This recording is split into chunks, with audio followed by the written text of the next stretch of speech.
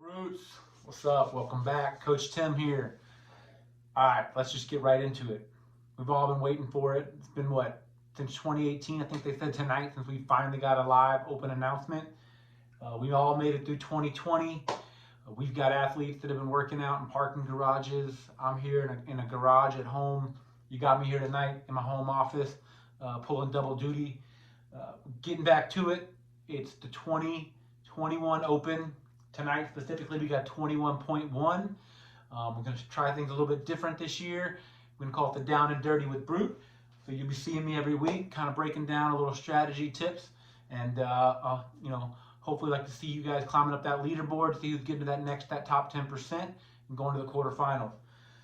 So let's get to it. Dave Castro comes out of nowhere. I'm sure everybody like me was trying to decipher his picture and figure out what it was. Was it going to be max ring muscle ups? Was it going to be a max snatch in the first week? It's simple. We got two movements. One of them we've had every single year of the Open, the double under. And the one new one this year, if you didn't get a chance to watch it, we have wall walks. Now I'm sure everybody's just throwing their hands up in the air thinking, this is boring. This is, it's not fun. But I tell you, this is the one that's going to get people. Everybody thinks they're going to come out, they're going to crush this workout. There's going to be some pieces. So let's just get right into it. We're going to go through the warm-up. We'll talk a little bit about standards, and we're going to touch here on strategy. So the workout, as most of you guys know, it's an ascending ladder with a 15-minute max. And it starts with 1 wall walk, 10 double unders, 3 wall walks, 30 double unders, 9 wall walks, and it goes up and up there. So you can take a look at that, get the exact standards, the rep schemes we have. So really the first thing we want to talk about, if you guys have been around for a while, is we talk about the warm-ups. So historically, the way we like to look at it is if we have a short workout, we want a much longer warm-up. We really want to get the energy system up. If we have a really long workout or a 20-plus minute open workout, we're going to talk about a much shorter workout because you're going to have time to kind of rev up the engine as you go through that workout. So with this one being at 15 minutes, being a couplet, and not being anything that's too destructive, I'm going to kind of suggest to you guys that we're in that 10, 12 minute. No one should be doing anything more than 12, 15 max, depending on who you are, but really 10, 12 minute warm up. Just to kind of get the energy system primed, what we like to call, we want to break that seal. So what that does, that allows us to kind of to get the blood pumping to all the different areas of the body, all the muscles, the ligaments, and just really, when we say break that seal, is so you're not getting slapped in the face 2 minutes into a workout because you went from standing still to trying to just send it. So just right into the warm up, you can either do like a row, a run, or a bike. I'm talking 3 minutes, 4 minutes max. You want to just kind of slowly building up that pace. If you're on that assault bike or anything, in no way is this to get on there and go sprints all out. You don't want the leg blowing up, but a good rule of thumb is, I do it myself. I do like a nice little 5-minute heat up on a daily basis, like a 50 RPM, 55, 60, 65, something along those lines. We're just kind of increasing it. So you guys all know where your max output is on anything like that. Again, like that 3 to 4 minute window, either a row, a run, or a bike. And then the next thing is, there's going to be a lot of double unders. They look small, but when you add it all up, you complete this workout, you're looking at 450 double unders. So for a warm up on that, we're really going to want to hit not only the shoulders on the wall walks, but talking about for the double under aspect, it's going to be those knees and those ankles. So the way I would look at this and the way I would attack this is doing a nice little bounding warm up. There's lots of videos out there that have that with other companies. You can find stuff on YouTube, but real simple is you want to get down in the bottom of a squat, kind of holding on to the rig, and then you want to just kind of raise up on your toes. We want to be able to lift our heels up in that bottom of the squat. Really going to get that ankle dorsiflexion and kind of get the movement through those maybe 10 reps. Then do 10 reps where you're not holding on to the rig. And the next thing is we're going to do some standing, just kind of some toe raises as well at full height. And then you can do about 10, 15 reps pretending that you're double undering, just kind of bounding on those toes lightly. So you're kind of getting that active dorsiflexion. And then the next piece I would talk about is you get a box A low box doesn't need to be high. You can stack 3 45-pound plates, and we essentially just want to do kind of like a step off into like a reverse box jump, essentially. Step off, and we're kind of in a quarter squat. Do about 6 to 8 reps of that. Then you want to do it to where we're all the way into a half squat, you know, all the way from that standing on the box, just keeping in that. So that's going to kind of work on that bounding, that repeated pounding into the ground you're going to do as you knock out these 450 double unders. So shoulders. These are wall walks, guys. If you've been around for a while, we've had them here and there. People look at it as a scaled thing. Trust me, this is going to hit some people in the face harder than if I told you to go do 100 handstand push-ups, because you're in that flex state. You never have a relaxed moment like you are in a handstand push-up. We're pushing all the way up. The only time you're relaxing or you get a chance to break is when you're flat on the ground. So do some PVC pass-throughs, really, really light dumbbells. You can do some high single arm high pulls or some single wall presses just to get some blood flow in those extremities. You do not need to over warm up those shoulders unless you have a specific need to. If you got some nagging stuff or you kind of have your own protocol, but I highly suggest you keep that volume down because you're going to have a lot of wall walks along with a lot of those double unders. So standards, moving to the next thing. I cannot impress upon you enough to make sure you read those standards.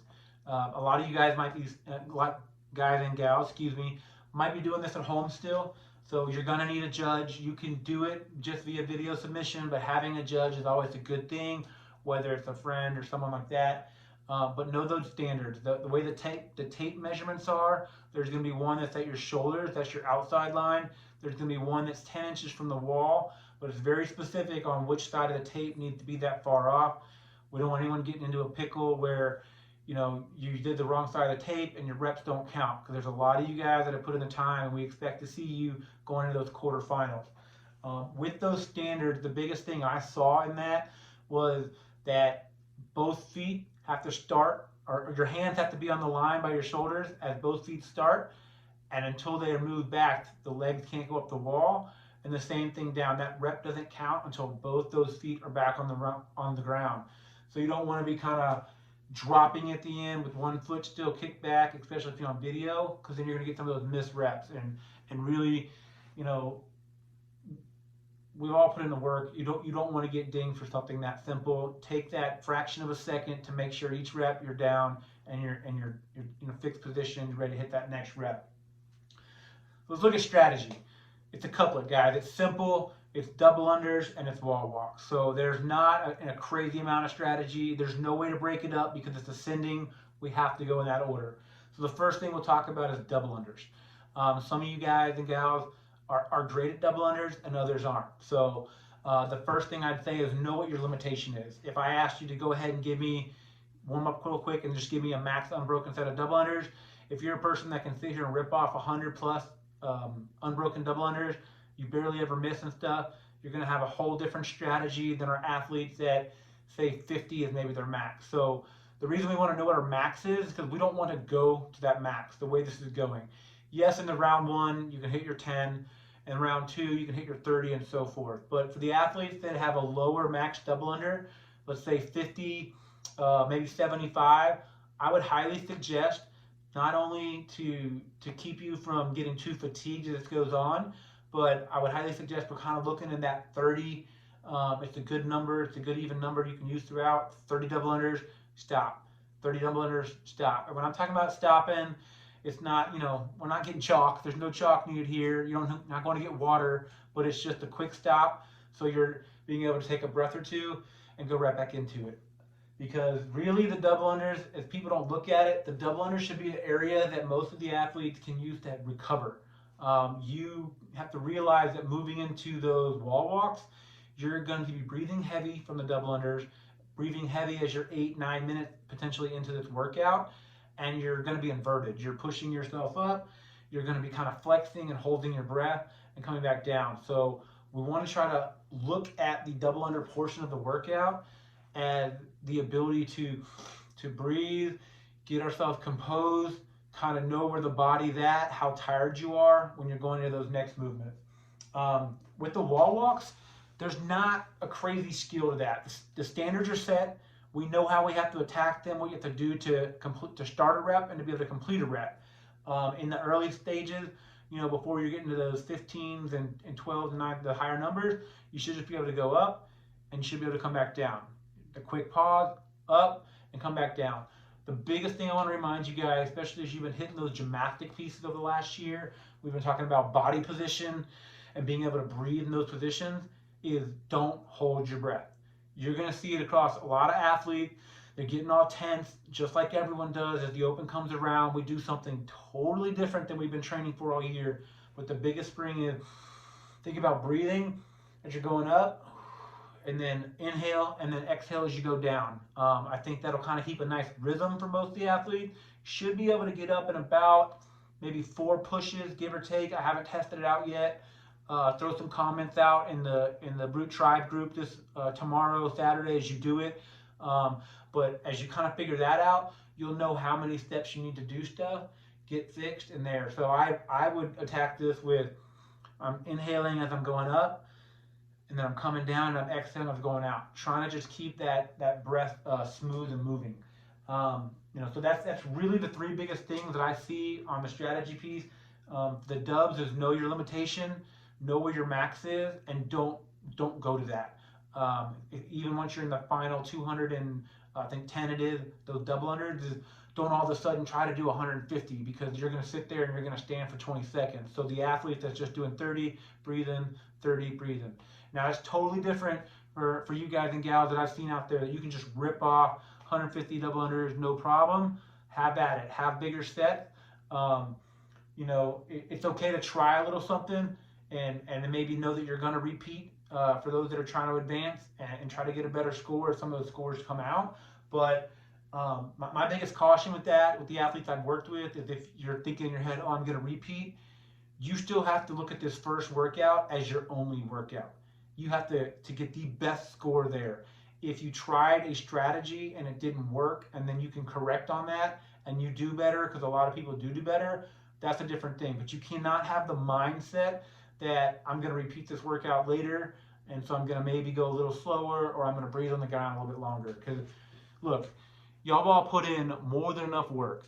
We've had the craziest worldwide 2020, and we're finally here. We've got, like I said before, we've got folks that are building rigs in their backyard, that are trying to work full-time jobs, and kids running around in their houses like I am here, still getting their workouts in. I've seen some of our athletes are carrying their weights down, up and down every single day to go to a parking garage. And we've got some of you athletes that are somehow, I don't know how, I'm amazed by what you do, where you're max snatching in your kitchen, but you're still not dropping it because you're in an apartment. So, at the end of the day, it's the 2021 Open, and I cannot be more excited tonight. I'm excited to see where you guys are at. But, again, it's the warm-up. Know your standards. We've got the strategy. Just kind of know your limitations. And, again, just fire off those questions. Let's talk. Let's support each other. And it's the Brute Tribe. So let's go.